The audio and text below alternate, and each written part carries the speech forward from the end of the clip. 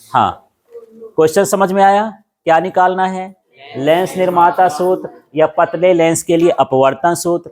सबसे पहले हम ये 3-4 लाइन नीचे एक लाइन खींच लेंगे। और लेंस को भी जानते हो, लेंस कितने पृष्ठों से बनेगा?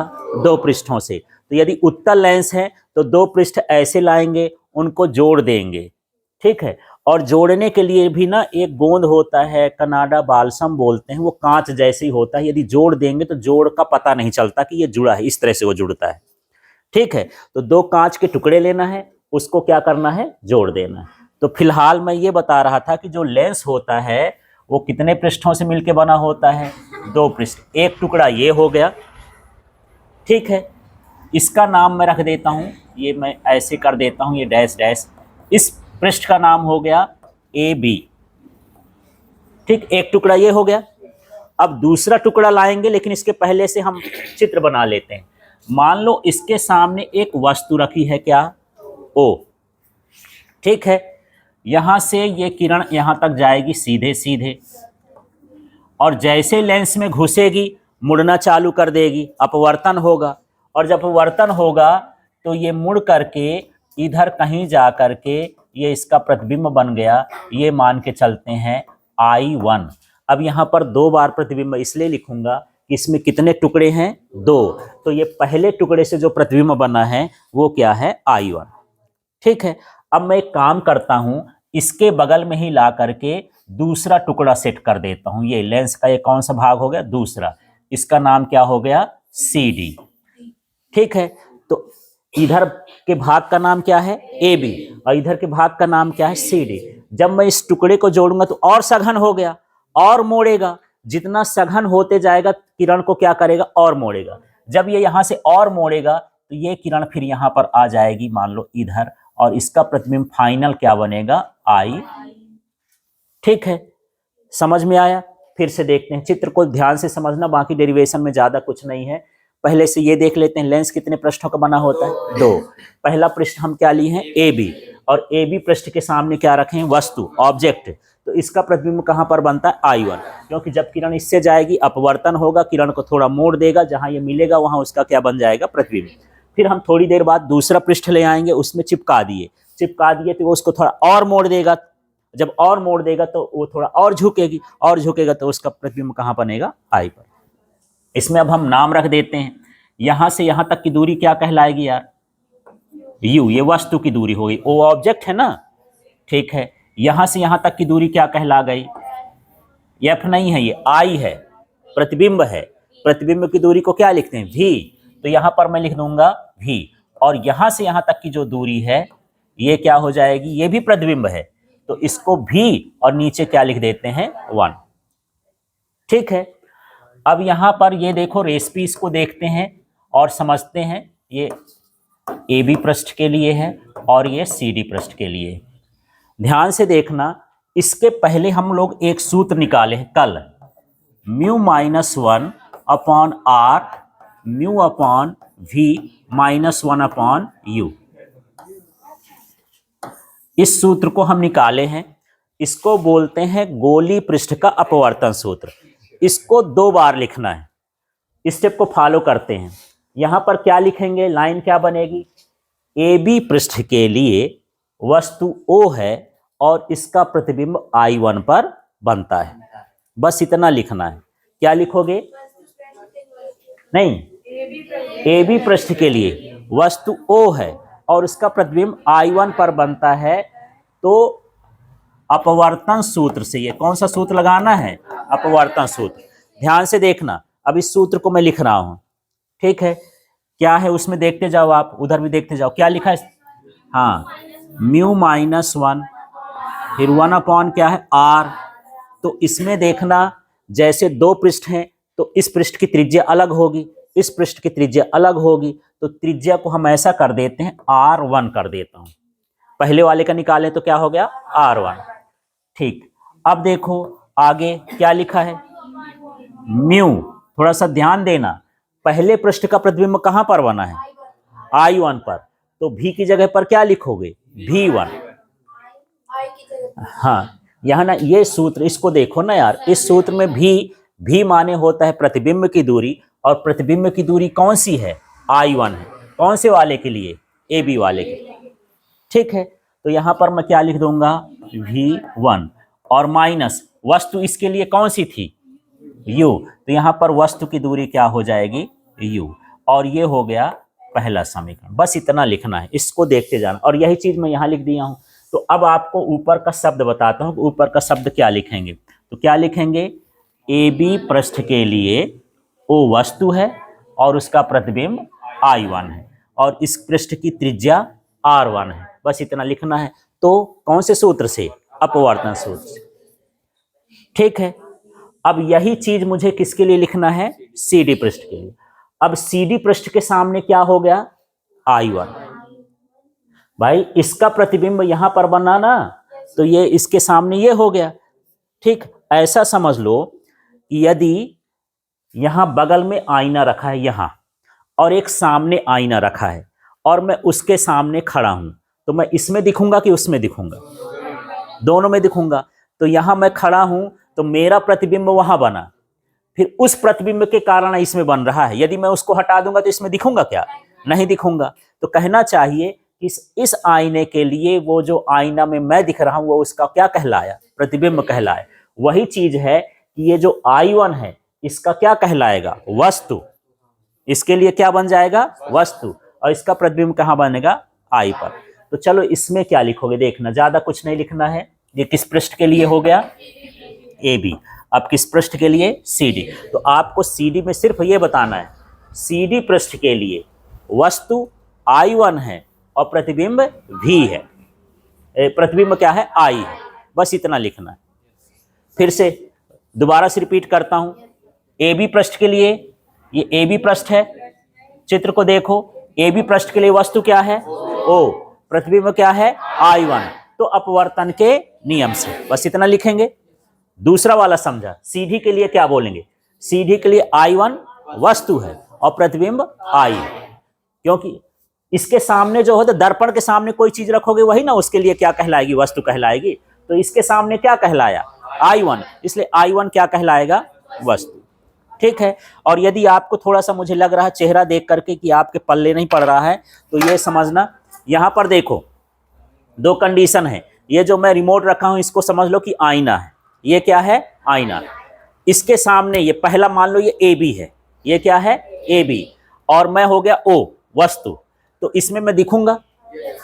ठीक है, तो मैं हुआ U माने कहलाया O और ये क्या कहलाया? I1। इसके भीतर जो दिख रहा हूं क्या हो गया? I1।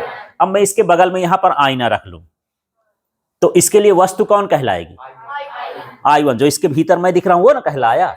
तो इसके लिए वस्तु क्या कहलाई? I1। और जो इसमें बनेगा वो क्या कहलाएगा? I। बस ऐसी चीज यहां पर भी है कि इसके लिए O क्या है? वस्तु। और I1 क्या कहलाया? प्रतिबिंब। और इसके लिए I1 वस्तु कहला जाएगी और I क्या कहला जाएगा? प्रतिबिंब। ठीक, तो चलो इस सूत्र को अब लिखते हैं। दोबारा से यही सूत्र लगाना है, दोबारा से यही सूत्र लगाना है। ध्यान से देखना कैसे लिखूंगा। जहां म्यू है उसकी जगह पर 1/म्यू लिखना है। और क्यों लिखना है समझना। पहले किरण कहां से जा रही है? माने ये समझो ये वायु, और ये किससे जा रही? कांच। विरल से कहां जा रही? सघन में। और दूसरे वाले कहां से जा रही है? सघन से विरल में। उल्टा जा रही है। तो जब सघन से विरल में जाती है तो उसको हम अपवर्तनांक को उल्टा लिखते हैं। ठीक है, जैसे मैं सूत्र लिखाया था ना कि आपको जीव म्यू ए का लिखना हो, माने कांच क्या होता है? सघन, और वायु क्या होती है? विरल। तो इसका सूत्र निकाले थे ना उत्क्रमणीयता के सिद्धांत से, बटे में लिखते थे, है ना। बस इसी चीज को यहाँ पर लिखना है। तो मैं ये पूछूं कि यार सर आप जो है ऊपर म्यू भर लिखे हो, नीचे म्यू 1/म्यू काहे लिख रहे हो? तो ऊपर म्यू लिखने का मतलब किरण कहाँ से जा रही है? वायु से कांच में। और नीचे मैं 1/म्यू इसलिए लिख रहा हूं कि अब कांच से कहां जा रही? वायु। ठीक है, ऐसे क्लियर हो गया इतना। चलो उस सूत्र में लिखा, फिर क्या लिखा सूत्र को देखते जाओ। ये हो गया -1। ठीक है, तो ये हो गया -1 अपॉन, अब जैसे R1 है इसके लिए क्या लिख दूं? R2। ठीक है, तो ये हो जाएगा R2। इसके बाद देखो आगे और बढ़ते हैं, सूत्र को ये वाला देखते जाना है। फिर क्या लिखा है? म्यू अपॉन वी का मतलब क्या होता है? नहीं, प्रतिबिंब की दूरी। तो इसका प्रतिबिंब CD का प्रतिबिंब कहां पर बना था? I पर, तो उसकी जगह पर क्या लिखूंगा? V। तो ये भी बटे में रहेगा ना, 1/म्यू और बटे में क्या हो जाएगा? V। जहां जहां म्यू है सब जगह 1/म्यू लिखना है। ठीक है, अब आगे का हिस्सा देखो, ये क्या है? माइनस, माइनस लगाया, फिर क्या लिखा है? 1, और फिर क्या लिखा है? U। U माने क्या है? वस्तु। इसकी वस्तु क्या थी? I1। I1 की दूरी क्या है? V1। इसलिए यहां पर क्या लिखेंगे? V1 लिखेंगे।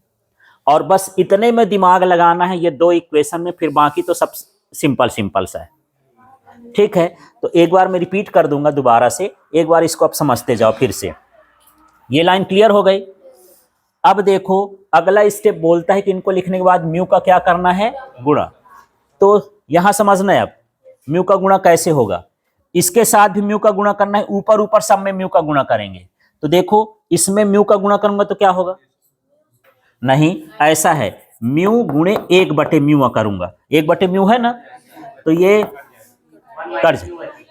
तो यहां बचा म्यू का गुणा करने पर 1 माइनस इसका 1 हो जाएगा। 1 से करोगे तो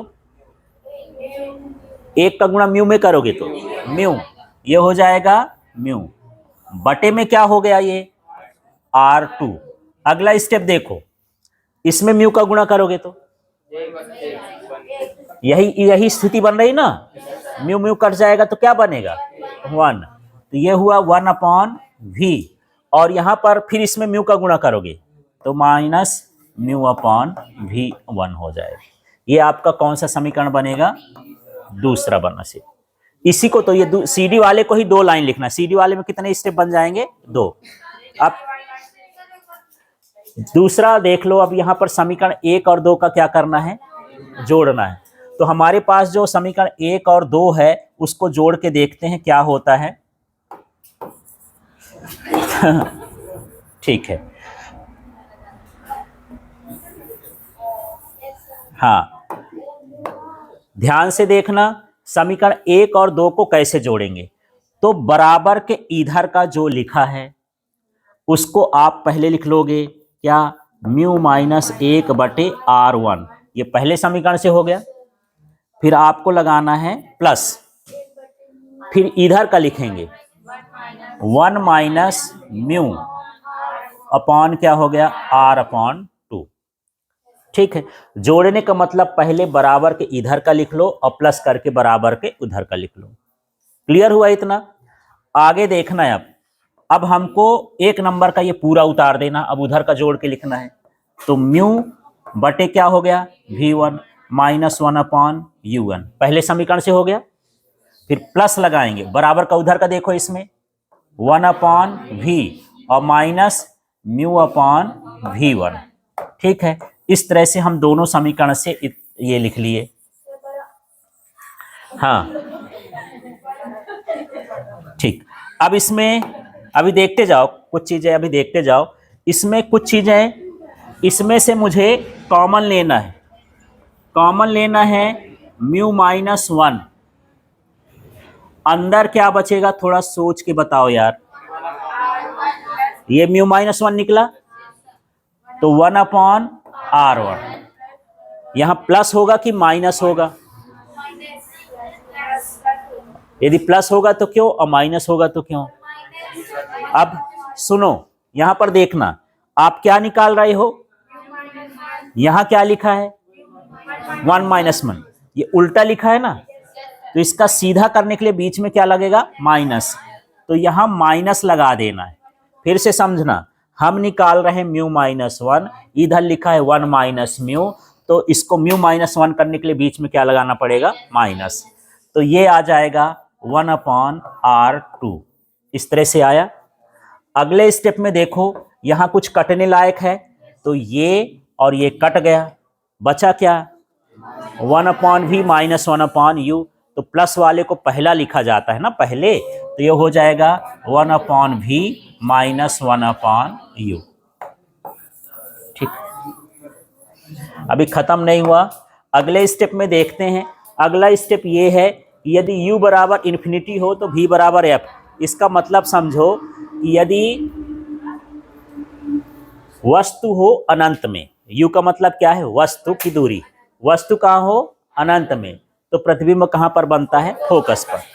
इसलिए यहां पर ये मान रख देंगे, यदि क्या क्या है, u का मान क्या हो, अनंत हो, तो v का मान क्या होता है, f। और किस नियम से जब हम चित्र बना रहे थे तो वहां पर लिखे थे कि जब प्रतिबिंब अनंत में होता है तो वस्तु उसका वो वस्तु कहाँ होती, अनंत में, तो प्रतिबिंब कहाँ बनता है, फोकस पर। इसलिए ये लिख दिए प्रतिबिंब की दूरी। अब इसमें μ-1 ये लिखा, ये हो जाएगा 1/r1 -1/r2, और ये देखना 1/v की जगह क्या लिख दूं, f, -1/ ये हो जाएगा अनंत। ठीक है, अब ये अनंत का मान हो जाएगा 0, तो आपके पास जो फार्मूला आएगा वो इस तरह से आ जाएगा, μ-1 वो हो जाएगा 1/r1 -1/r2 बराबर क्या हो जाएगा, 1/f। इसका 0 हुआ, 1/f तो बचा ना। ठीक है, और यही जो सूत्र होता है ये किसका सूत्र होता है, अपवर्तन का।